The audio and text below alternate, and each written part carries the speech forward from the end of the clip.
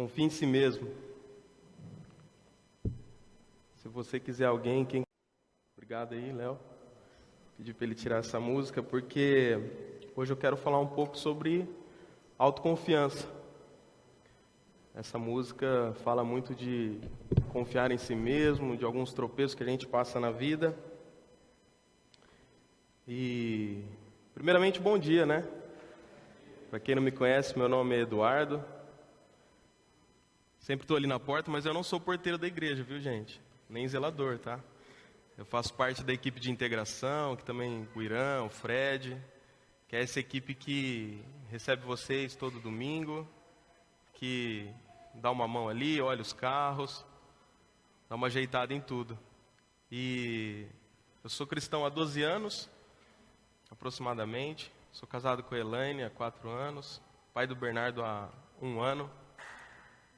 E está sendo uma jornada muito bacana ser pai. E eu queria, antes da gente começar, fazer uma oração sobre esse tema que falava muito ao meu coração, para falar de autoconfiança. E ele pediu para que eu trouxesse essa reflexão para a gente, porque foi uma coisa que Deus tem falado comigo há algum tempo. E essa música do Renato Russo, gravado pelo Legião Urbana, me chamou muita atenção, sempre, né? Acho que todo mundo conhece essa música, né? E diante de tantos problemas que a gente vem enfrentando e que a gente enfrenta, a gente cada vez mais confia em si mesmo, né? E esse é o recado que a gente ouve por aí, em todo lugar. E quando a gente fala de autoconfiança, autoconfiança nada mais é do que a convicção que cada um tem da capacidade que pode realizar alguma coisa. Basicamente o que eu posso fazer com os meus próprios esforços, né? A literatura terapêutica também coloca ali no mesmo bolo a autoestima, ela coloca o autoconhecimento. E se nós fôssemos colocar todos nós aqui, obrigatoriamente nós nos dividiríamos em 2 grupos. Quem tem menos autoconfiança, os inseguros, e quem tem mais autoconfiança, quem é seguro demais. Necessariamente eu e você estamos dentro de um desses 2 grupos. Minha esposa sempre diz assim, seu ego é muito bom, né? Acho que uma palavra especial aqui para os homens, homem tem um ego que, né? Verdade ou mentira? Os homens estão aqui, eu não fiz os slides, mas tem uma charge que eu acho que todo mundo conhece, do homem gordinho se olhando no espelho, né? Se vendo muito forte, a mulher bem magrinha se olhando no espelho, né? Não necessariamente homens e mulheres são assim. A gente conhece várias mulheres que têm muita autoestima e autoconfiança, e ao mesmo tempo que homens mais inseguros. E isso necessariamente vem de influências desde que nós éramos crianças.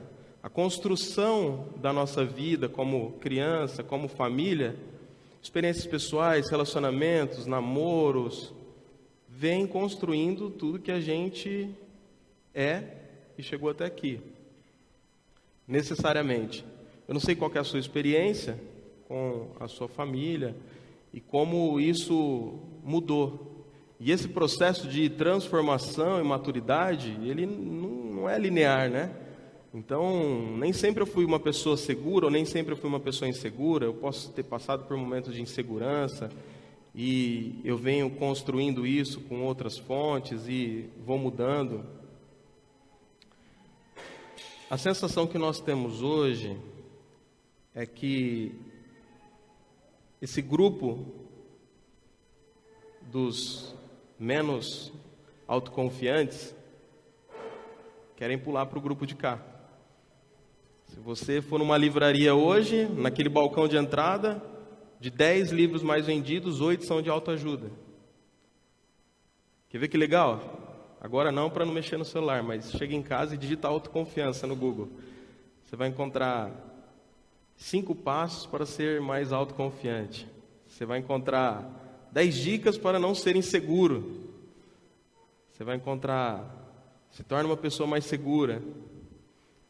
Porque isso é uma tendência da sociedade e isso não é de hoje. Os mais antigos aqui vão lembrar do PNL, da programação neurolinguística, e tinha outras coisas também, como o livro O Segredo, essa outra onda. Nada contra quem leu, viu, gente? Tamo junto. Mas era exatamente isso de pense positivo, você vai acreditar e aquilo vai acontecer. E hoje a gente tem vivido essa onda coaching, né? Também nada contra coaching, viu, gente? Eu mesmo fiz um programa coaching no ano passado, de 12 meses. Me ajudou muito profissionalmente, pessoal. Mas hoje a gente vê aí que tem cursos e cursos de um final de semana e na segunda-feira a pessoa sai habilitada para poder falar e dar direção para a sua vida, né? Hoje a gente não tem mais personal, né? Agora é health coach, coach de saúde, coach de esportes. A gente tem coach de carreira, coaching de vestuário, a gente tem coach pessoal, coach espiritual. Essa onda coaching, não é difícil você abrir uma rede social e ver um curso. E por que a gente está mergulhado nisso, né? Essa onda coaching, ela só vem refletindo o que a sociedade tem passado, né? Eu estava conversando com um amigo na sexta-feira e a gente estava falando de alguns problemas e como não é difícil hoje a gente ver pessoas doentes psicologicamente, né? Sem distinção, pobre, rico, baixo, alto, magro, gordinho. Hoje, sem distinção, a gente conhece, eu tenho certeza que você conhece alguém que já passou por uma depressão ou está passando. Isso é muito natural e cada vez mais isso tem aumentado. O excesso de autoconfiança foi algo que me atrapalhou demais. Uma experiência pessoal é que desde criança minha família sempre me incentivou e me estimulou a fazer algumas coisas. Você pode pensar que isso é muito bom, mas era algo até fora da medida, até certo ponto me ajudou. Mas hoje eu vejo alguns reflexos da gente ser uma pessoa muito autoconfiante, ter muita autoconfiança. Então, acreditar muito nas nossas mãos, acreditar muito naquilo que a gente faz. A gente é estimulado a isso e isso pode nos trazer muita dor de cabeça. Como é que a gente fecha essa conta, né? Como a Bíblia trata isso? Como Deus vê? Deus nos criou para ser autoconfiantes? O que você acha? Deus nos criou para ser autoconfiantes? Eu queria, hoje, poder falar sobre um cara da Bíblia que caminhou ao lado de Jesus. É um cara que tem uma história que pode nos ensinar muito sobre autoconfiança.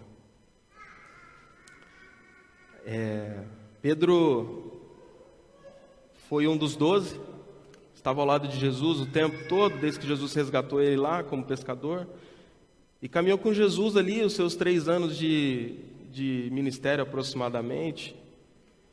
E mais do que isso, Pedro não era só um dos 12, Pedro era um dos 3, né? O Evangelho nos traz que Jesus tinha 3 chegados ali e Pedro era um deles. Sempre estava próximo. E no final do ministério de Jesus, um pouco antes dele ser preso e ser julgado, eles estavam lá na ceia e Jesus estava conversando com seus discípulos e estava orientando que aquela hora tinha chegado. Jesus sabia tudo o que ia acontecer e ele estava ciente disso.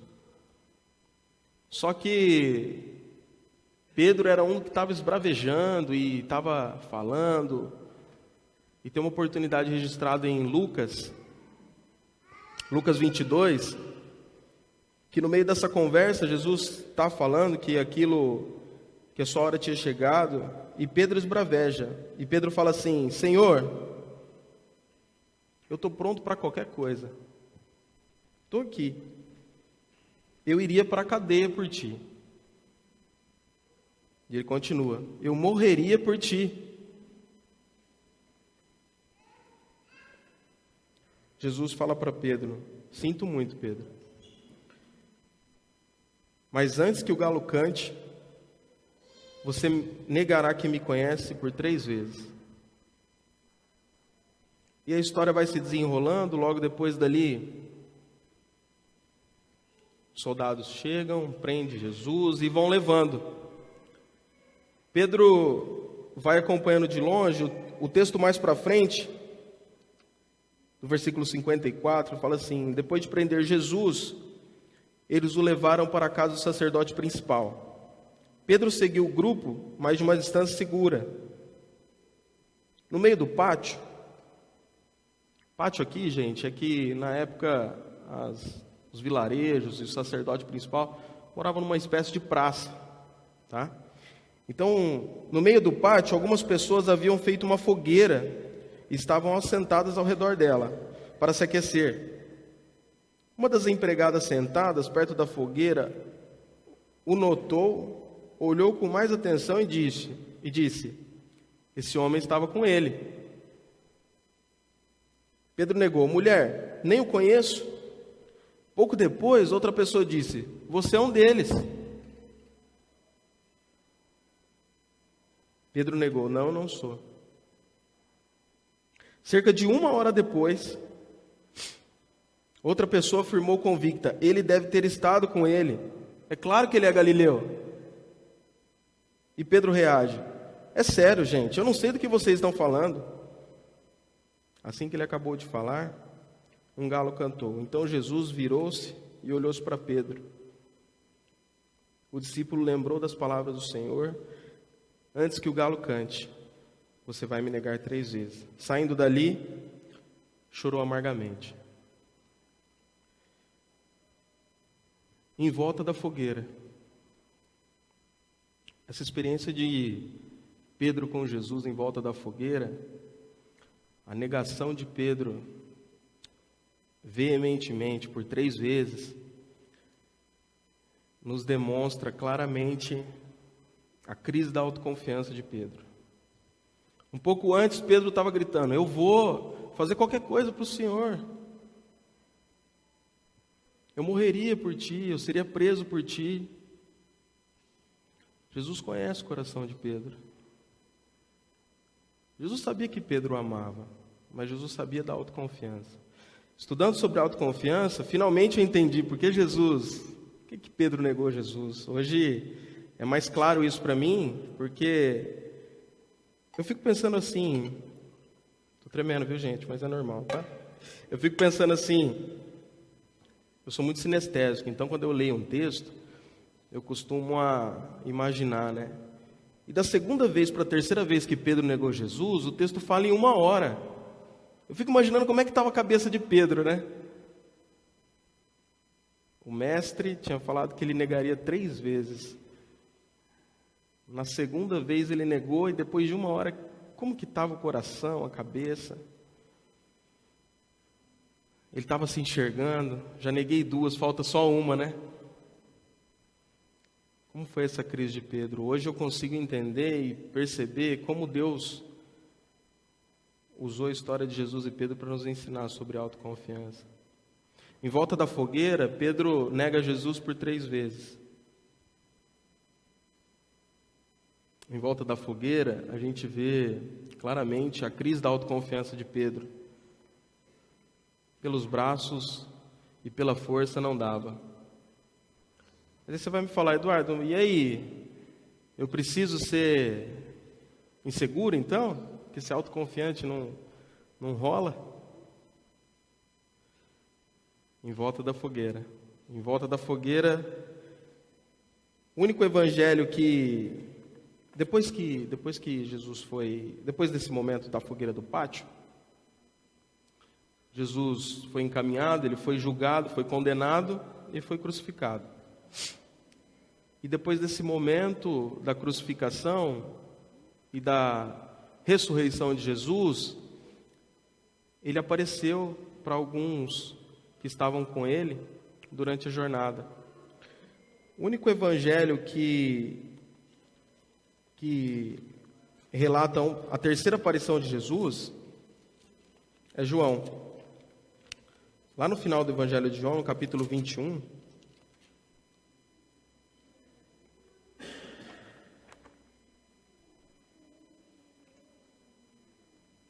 João fala da terceira aparição de Jesus. Aquela famosa história, Jesus ensinando eles a pescarem. Tem muita gente que pensa que foi antes, mas na verdade foi depois que Jesus ressuscitou. E já tinha passado o choro amargo de Pedro, Jesus já tinha morrido, ele tinha ouvido que ele tinha ressuscitado, e eles estavam pescando, e não conseguiam pescar nada, e eles estão no meio do mar, eles veem alguém na praia, fala, joga a rede para lá. Eles jogam, pegam bastante peixes, e eles trazem esses peixes para a praia, fazem uma fogueira ali na praia. O texto fala que Jesus estava esperando, e quando eles voltam para a praia, eles reconhecem que aquele homem era Jesus. E eles sentam ali e começam a comer. Depois que eles comem, João registra no capítulo 21, 15. Depois de terem se alimentado, Jesus disse a Simão Pedro: Simão, filho de João, você me ama mais do que estes? Sim, Senhor. Tu sabes que te amo. Jesus disse: alimente meus cordeiros. Depois Jesus vai e pergunta novamente: Simão, filho de João, você me ama? Sim, Senhor, tu sabes que te amo. Jesus perguntou pela terceira vez: Simão, filho de João, você me ama? Pedro ficou aborrecido por ter perguntado a terceira vez: você me ama? Então respondeu: Senhor, tu sabes de tudo. Tu sabes de tudo. E tu sabes que eu te amo. Jesus disse: alimente as minhas ovelhas. Em volta da fogueira no pátio, eu tenho uma negação de Jesus por Pedro por 3 vezes. Em volta da fogueira na praia, Pedro afirma Jesus. O aborrecimento de Pedro, quando Jesus pergunta para ele pela terceira vez: você me ama? Demonstra esse processo de maturidade que Pedro passou depois do seu choro amargo. A conotação que o texto dá é clara do que sentido de Pedro falar: Senhor, tu conheces o meu coração. Não é mais eu vou lutar, eu vou ser preso por você, eu vou fazer. A experiência da fogueira na praia, Pedro reconhece a autoridade de Jesus. Está despido de autoconfiança, que ele não tinha nem pego peixe. Justo que fala, não é aqui, é ali. A experiência do aborrecimento de Pedro mostra esse autoconhecimento, essa jornada que Pedro passou. E novamente eu fico pensando no texto, depois que Cristo foi crucificado, como que estava o coração de Pedro? Chorou amargamente. Eu fico imaginando 3 anos caminhando junto, fazendo milagre. E isso é muito claro para a gente ver que Pedro não era diferente de nós. É muito fácil a gente ter um excesso de autoconfiança quando a gente está no meio do negócio acontecendo. Pedro estava ali. Pedro não era só entre os 12. Pedro era chegado de Jesus. Chegava na cidade, todo mundo vinha, curava. Pedro era pop, né? A autoconfiança estava exalando. E lá no pátio, Jesus fala para ele: antes que o galo cantar, você vai me negar, Pedro. Como é fácil a gente ter um excesso de autoconfiança e como isso nos muda. Como isso nos transforma. O perigo disso é muito grande. Eu esqueci o nome de uma universidade americana, mas Existe uma universidade de psicologia nos Estados Unidos que fez uma pesquisa e pegaram todas as empresas que cometeram fraude nos Estados Unidos nos últimos 2 anos e tentaram traçar uma semelhança entre os seus CEOs, seus executivos principais. 98% deles eram autoconfiantes demais.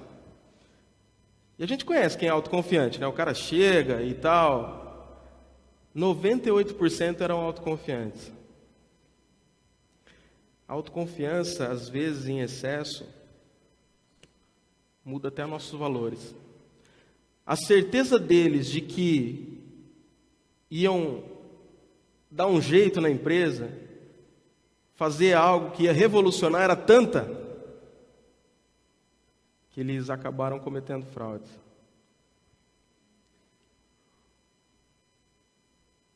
Como a gente tem lidado com as nossas crises?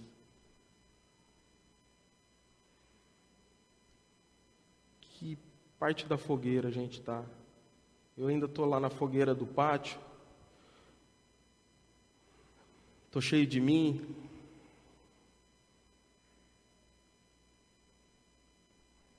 Jesus conhecia Pedro. Jesus é o próprio Deus. A palavra de Deus fala que Ele conhece a gente a hora que a gente está lá na barriga da nossa mãe. Pedro sabia o coração e sabia que Jesus sabia o coração e sabia que Pedro o amava. Mas Jesus precisou conduzir essa jornada de Pedro para que ele pudesse enxergar que não é pelas mãos dele. Jesus ensinou a gente a orar: o pão nosso de cada dia nos dai hoje.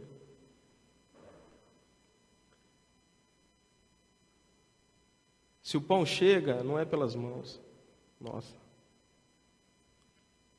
é da dele. Pedro precisava entender que não era ser preso, não era lutar. Pode até ser,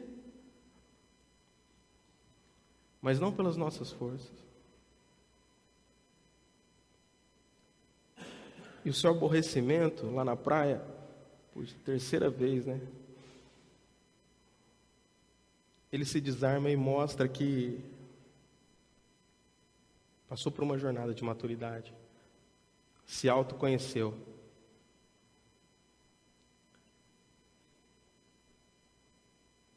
Quem a gente tem ouvido em meio desses tantos coachings? Qual coaching eu tenho ouvido? Deus colocou um coach pessoal na gente, né? Espírito Santo é o próprio Deus que mora aqui. Quanto eu tenho ouvido do meu coaching pessoal? Quanto ele tem falado ao meu coração? Como eu lido com as crises da minha autoconfiança? Pedro precisava entender que não é autoconfiança, pode parecer clichê, mas é confiança no alto. Jesus sabia tudo que ele tinha que passar, aquilo que ele iria passar. E Pedro não queria. Eu também não queria se eu tivesse ali do lado. Mas Pedro precisava entender que as suas mãos ali eram inúteis, né? Essa jornada de Pedro nos ajuda a entender, nós como os cristãos, qual que é a nossa visão de nós mesmos? Qual que é a visão que eu tenho? Eu sou do time do inseguro e estou lutando porque eu estou vendo esse mundo que fala e afirma: você tem que ser seguro, você tem que ser autoconfiante. Quem eu tenho ouvido? Como cristãos, a gente não tem outra saída a não ser na cruz. A cruz nos leva a entender a nossa verdadeira identidade. Filho amado. A graça da cruz nos ajuda a entender que não é performance, não é perfeição, é amor. Eu sou filho amado, independente se eu bato meta ou não. A cruz nos tirou da performance. Não estou falando aqui que a gente precisa não bater meta. Tudo que a gente se dispõe a fazer, é melhor que seja feito com excelência. Mas se eu consigo entregar uma meta para a companhia que eu trabalho, se eu consigo ser um pai melhor e conseguir tomar as rédeas da educação do meu filho, se eu consigo ser um marido melhor para minha esposa, que ajuda ela a crescer, não é por mim, é por Ele. É através dele. Ele me fez um novo ser e assim eu consigo fazer isso. Não é pelas minhas mãos. Eu preciso que você entenda isso. Hoje, se você entender isso, para mim, eu estou muito satisfeito. A autoconfiança nos deixa cego. Pedro era pop, né? Então ele chegava, era muito fácil para ele. Ele estava do lado do cara. Isso vai inflando o nosso ego. O que tem inflado o seu ego? O que te faz acreditar que você realmente é mais forte? Lembra da oração do Paulo? Quando eu sou fraco é que eu me sinto forte. Quando eu sou fraco é que eu reconheço dependência. E a gente vai para o conceito mais simples de pecado que tem, que é separação. A autoconfiança nos deixa mais independente de Deus. E o pecado é isso.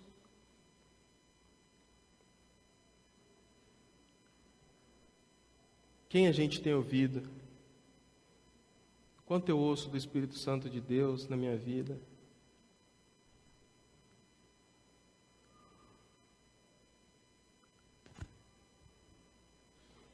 A vida depois da fogueira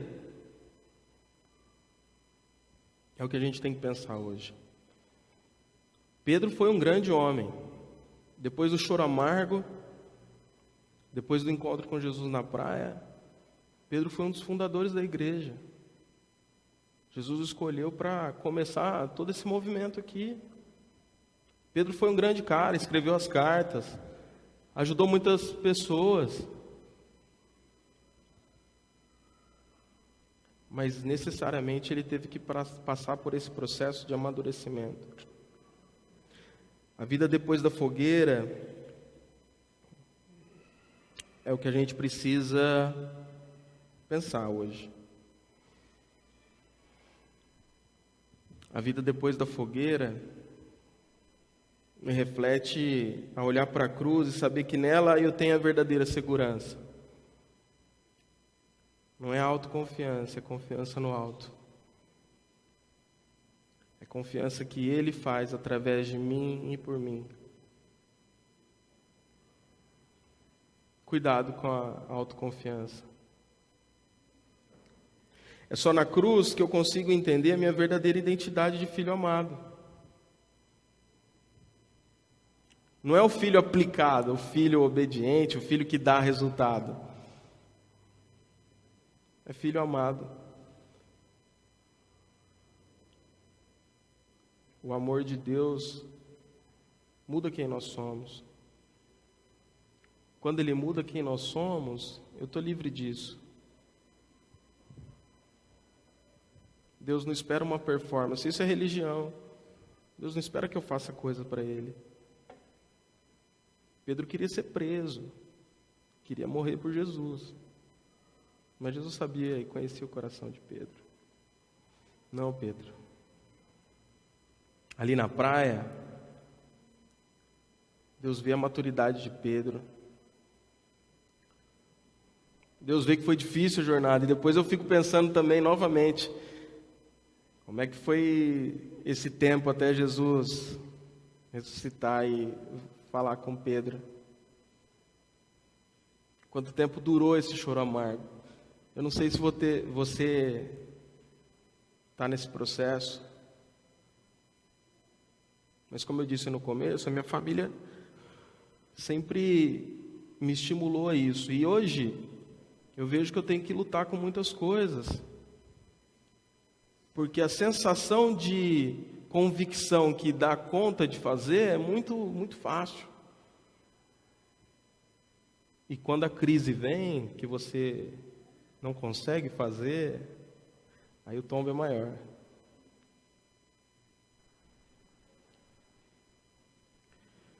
Se você quiser alguém em quem confiar, não confie em você. Desculpa, Renato Russo. A música é muito boa, mas confie nele. Não confie em si mesmo. A confiança na cruz nos faz enxergar quem realmente nós somos e nos faz ser livres. Deus não nos criou para ser autoconfiantes. Deus nos criou para confiar nele. A confiança nele me faz enxergar quem eu realmente sou, com os meus erros, com os meus acertos, e assim eu consigo ter a confiança em quem eu sou. Eu sei aquilo que eu consigo fazer, eu sei os meus limites. Isso me faz uma pessoa depois da fogueira. Isso me faz uma pessoa depois da fogueira.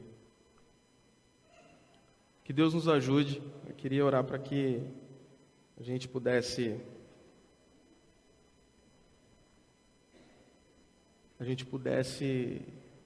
pedir a direção de Deus. Eu não sei em que momento da fogueira, se você está próximo da fogueira do pátio, se você está próximo da praia, se você está nessa jornada. Eu não sei como foi a sua história, como sua família incentivou. Eu não sei se você está no time dos inseguros. Eu não sei quem que você tem ouvido. Mas oração é para que o Espírito Santo de Deus possa deixar o coaching dele falar mais alto.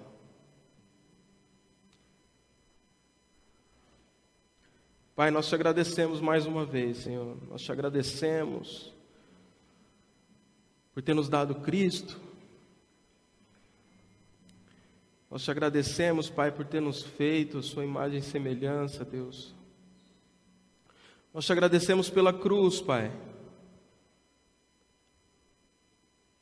Nós te agradecemos pela cruz que nos livrou da exigência de performance, Pai. Obrigado por ter vindo primeiro em nossa direção, Pai. Perdoa as nossas falhas, Deus. Perdoa todas as vezes que a gente confia cegamente na nossa força, nas nossas mãos. Que a gente seja reconhecedor a cada dia, Pai, da Tua graça, do Teu sustento, do Teu provento na nossa vida, Senhor.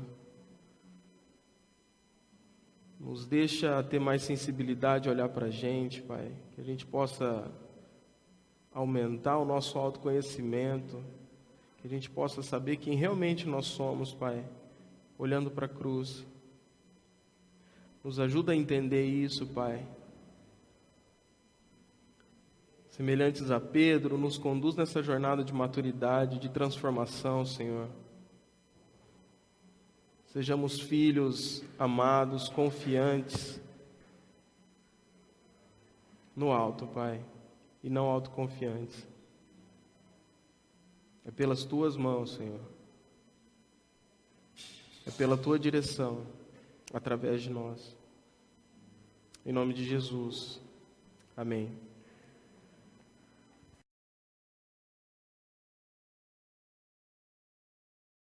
Papa.